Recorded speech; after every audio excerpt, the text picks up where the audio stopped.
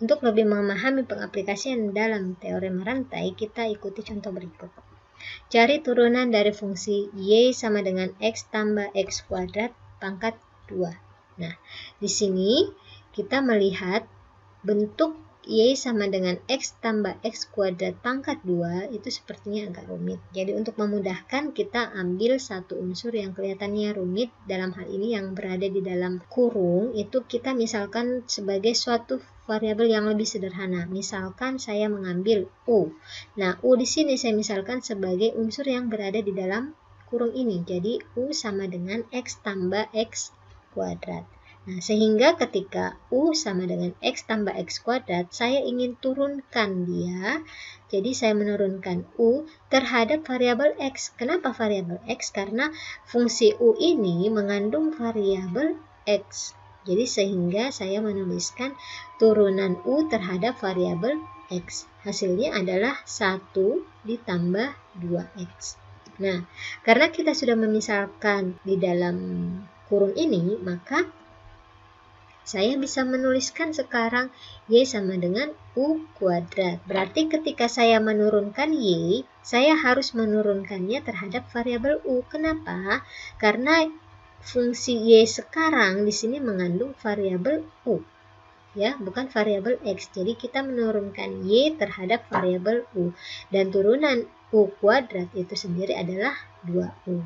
Nah, dari sini kita dapat mencari dy dx, atau dalam hal ini turunan Y terhadap variabel X, karena tadi kita memiliki fungsi Y yang mengandung variabel X, dan itulah yang kita ingin cari, karena kita diminta untuk mencari turunan dari fungsi Y yang mengandung variabel X. Berarti kita ingin mencari dy per dx. Nah, turunan Y terhadap variabel X itu kita bisa peroleh dari turunan Y terhadap variabel U dikali dengan turunan U terhadap variabel X. Jadi kalau secara aljabar, dy per dx ini sama dengan dy per du dikali du per dx. Jadi kalau misalnya kita coret du-nya, ya, walaupun ini bukan dalam hal artian sebagai bilangan rasional, ya, tapi secara aljabar ini bisa kita menggambarkan seperti itu. Jadi dy per du dikali du per dx. Nah, kita masukkan unsur-unsur yang ada, dihasilkan dy per du atau turunan Y terhadap U itu adalah 2U, dan turunan U terhadap X itu adalah 1 tambah 2X. Nah, di sini masih ada variabel U. Sedangkan yang ingin kita capai itu adalah turunan Y terhadap variabel X. Nah, sehingga kita mensubstitusi U kembali yang tadinya kita misalkan sebagai X tambah X kuadrat. Jadi kita peroleh X ditambah X kuadrat kali 2 kali 1 tambah 2X. Ya, seperti itu.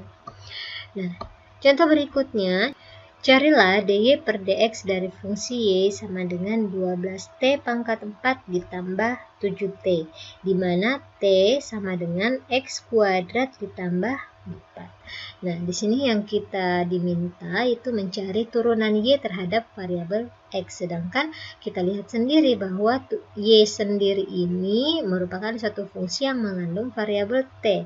Tetapi T yang ada di sini itu merupakan satu fungsi juga yang memiliki variabel X. Sehingga untuk mendapatkan dy per dx ini kita menggunakan aturan rantai. Dengan cara dy per dx atau turunan Y terhadap X itu kita akan dapatkan dari turunan Y terhadap T, karena Y di sini memiliki variabel T, dikali dengan turunan T terhadap variabel X, yaitu fungsi T yang mengandung variabel X. Nah, sedangkan kita punya sendiri Y sama dengan 12T pangkat 4 ditambah 7T. Sehingga kalau kita mau mencari turunan Y terhadap T, itu kita bisa dapatkan bahwa turunannya adalah 48T pangkat 3 ditambah 7.